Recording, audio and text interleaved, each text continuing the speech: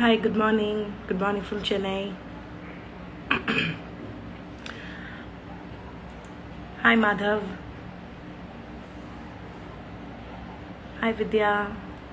Hi, everyone. Thanks for joining. This morning, we're going to be in conversation with Padmini Chettur in the backdrop of Basement 21's March Dance Festival. For those who don't know, Basement 21 was founded by a group of 4 artists in Chennai, all of whom are based in Chennai: Padmini Chettur, Preeti Atreya, Praveen, and Martin Visser. And Basement 21 has been, for the last few years, curating a beautiful festival called March Dance.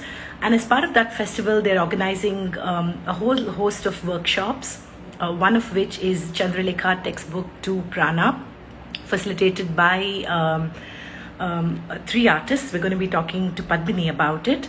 But just to kind of introduce you to the premise of Basement 21, Basement 21 attempt or intent is to really investigate contemporary thought and action by focusing not just on the artistic product, but the artistic process and the surrounding discourse. Therefore providing a necessary context often in need to be reconstructed. Reconstruction is going to be an important idea that we're going to be discussing in this conversation. And I think Padmini has joined let me just find her and send her a request.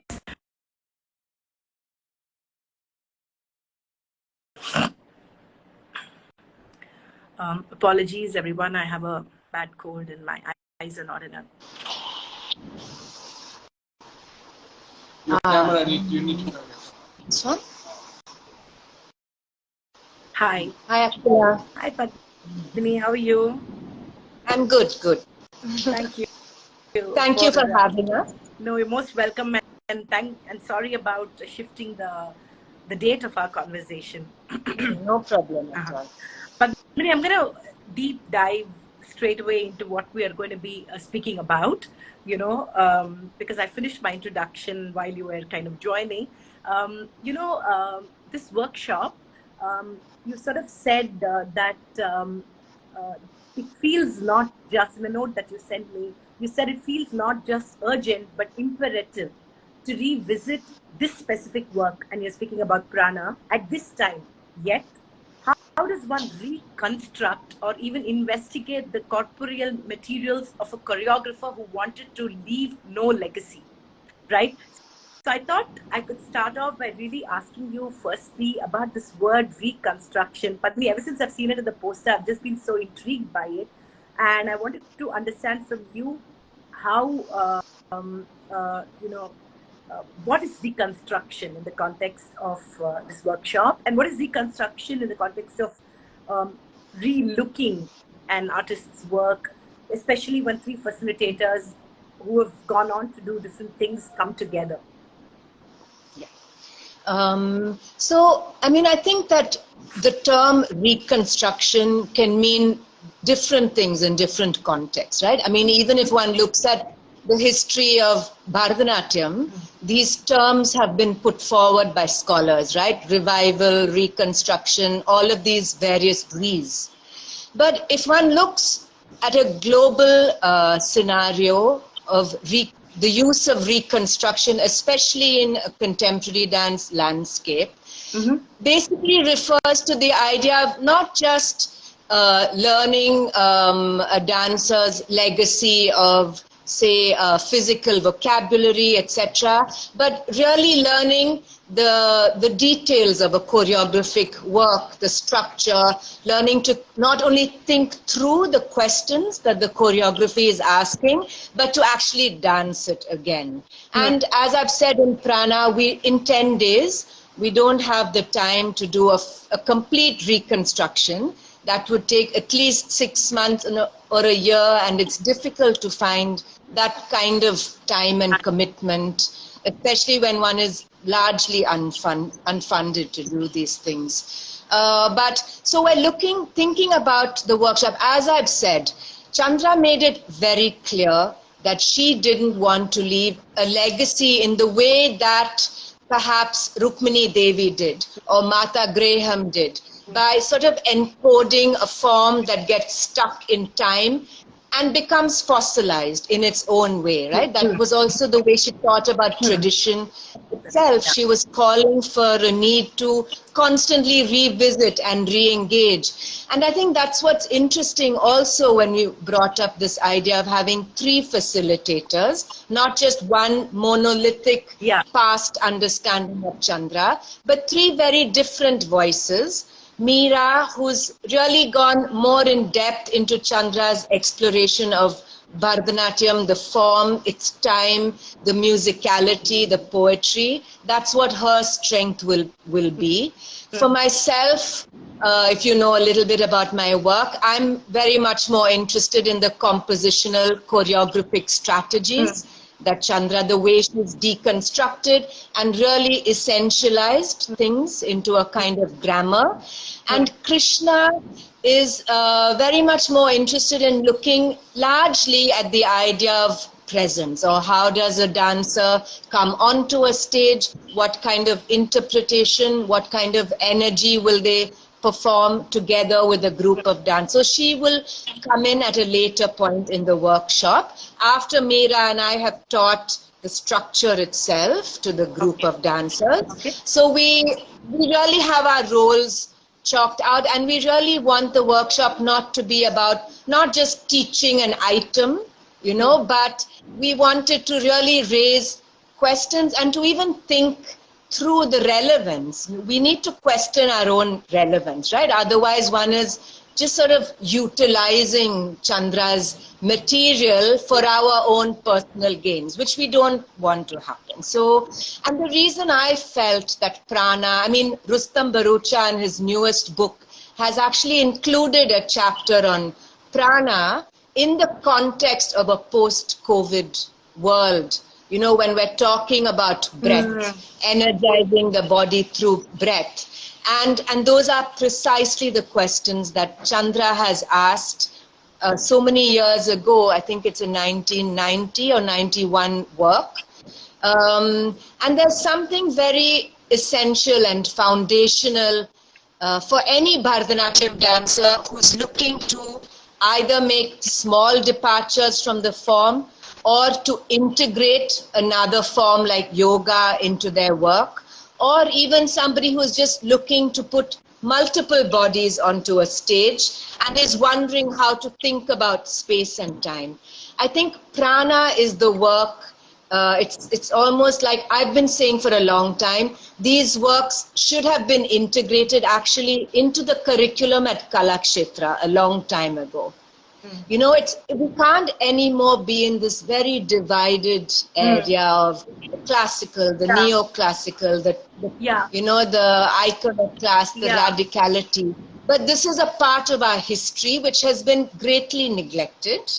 Right. And so it's our small attempt to just consider and also to hear from the dancers at the end of the workshop, like whether it was helpful, whether it was useful. And then, because reading dance history and understanding it conceptually is one part of the story, but to engage it in an embodied way, to have an experience of what that was that we went through for 10 or sometimes more years, is, I think, a unique, it's a richness that we would like to consider sharing. Right. I think there are two parts to this entire sharing, Padmini, as I hear it. One is the fact that the three of you, Krishna Devanathan, Meera Krishnamurthy, and you, you know, you're sort of also coming back together to reconnect with this work. And therefore, you know, as soloists, sort of reconnect and share the same energy, but also, like, I think over the course of the so many years that you did not work together, I'm sure that you had your own artistic experiences and influences and inspirations, and you know, the way you work, everything has changed. So I'm also curious if you can go back a little in terms of how you constructed this in a way that the three of you got back together and actually sat down, because at that point when you worked on it, you were all like with Chandra, so you were with her, but then you're artists in your own right, with, you know, different thoughts and perspectives. Yeah. So I'm curious. Just to say that Meera, Krishna and I have always been in touch with each other. I mean, even in the years past, Chandra, we've had good contact always and very deep conversations about dance. Right. And then always an idea of being anchored in a commonality, right? A shared history. And also 6 years ago, for Chandra's 10th anniversary, we did a first sort of trial that was called Chandralekha Textbook 1, where we actually did reconstruct a part of her later work, Shri. And in between, there have been moments, for instance, Krishna and Meera together did a workshop for a group of dancers who came from Europe. Meera has also worked. So we've been doing, in our own way, in smaller way, workshops. I do a lot of lectures, theoretical lectures around Chandra. And every time we've come together, we've always kind of thought about pedagogy. I mean, that's something that we're all very interested in.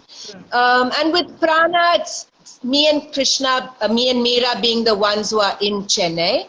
We've had the luxury this round of actually going to spaces twice a week and watching the video, making notation out, because we don't want the dancers to learn the work from the video. So we're translating from video into scores, like onto paper, notation, from which we'll be teaching the dancers. So that's the preliminary work that we've done, that we agreed would be easiest to do.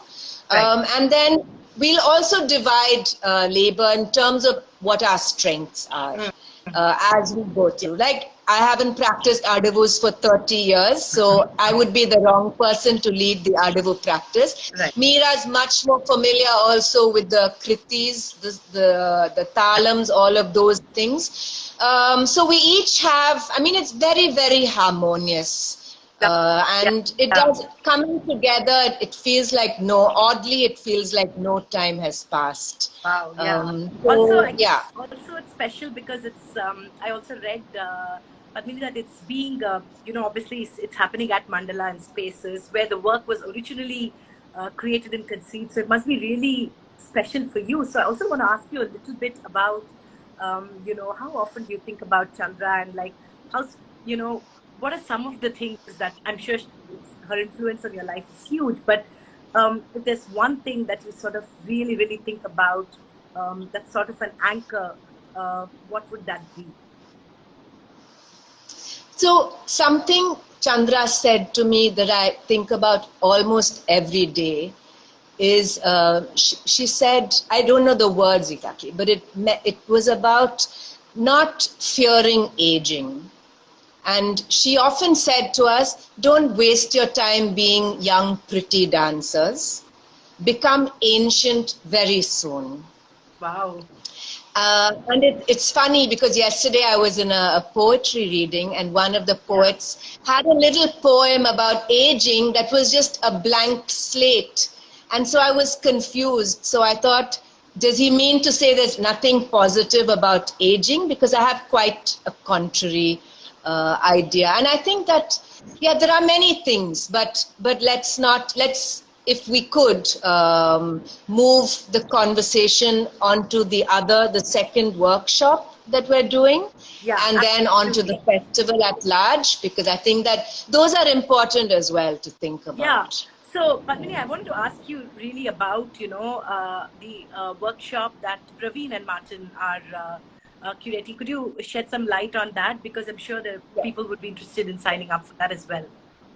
Yes, absolutely. And we're hoping to somehow, and also by being on your platform, to help people understand. People have an idea that Basement 21 is, that contemporary means something coming from the West, it doesn't apply to Bharatanatyam dancers, etc., etc. But Praveen and Martin, in the last many years, since we've begun Basement 21, have been building a vocabulary around assisting and helping a group of practitioners who come from multiple disciplines to learn how to read and respond to each other in a shared space. And this time they want to take that project a little bit further by actually thinking of creating something in a collective way. So quite often we're used to thinking a production has a hierarchy, a director, a co-director, choreographer, and then the dancers. But I think they're interested in this workshop to say if you have a group of 10 people from eclectic backgrounds, those backgrounds could be Western, Indian, in between, any background, music, dance, theater, literature, film. And to work to create a kind of a base vocabulary which would be understood by everybody, and to actually build a small performative outcome using certain very foundational improvisational strategies. And that workshop, they've been regularly conducting it for some years now. Right. So we know that we'll attract people who have good experience with working with those ideas, but we would also love to have people coming for the first time and, like just getting their feet wet, so to speak. So that would be the second workshop. And the festival itself runs between the 13th of March and the 26th of March, but the performances are programmed over the 2 weekends. Right. The schedule is on our Instagram page, Basement 21, so I won't waste time going through. But what I'd like to say is there's something for everybody, I think, there in that. Yeah. And I would really urge people who find it daunting, who find it, who think they may not understand, please come, because we always try through our curation to provide additional roads or ways to enter a performance, be it through short interviews with the makers, which you can listen to before, and there could be a post-show conversation. The members of Basement 21 are there to help to answer questions. So we would really like to, this is the 5th year, and I'd like to at this point give a huge thank you. This is a joint effort between Basement 21 and the Goethe Institute. Without them, we would not have a festival ever in Chennai, I think. Right. So yes, just to say, please come, and even if it looks confusing and alien, use Google. If you see Deepak Kurkis on the opening night, look him up, do a little bit of research. If you think his work could be interesting, then just come to the show. I mean, we would like to really bring first timers into this festival. Fantastic. Thank you so much, Padmini, for for doing what you do, and we definitely hope that the whole host of people sign up for the other workshop as well, and we all are able to attend the festival. Thank you so much for sharing, and good luck with the festival. Thanks, Akhila. Bye-bye. Bye.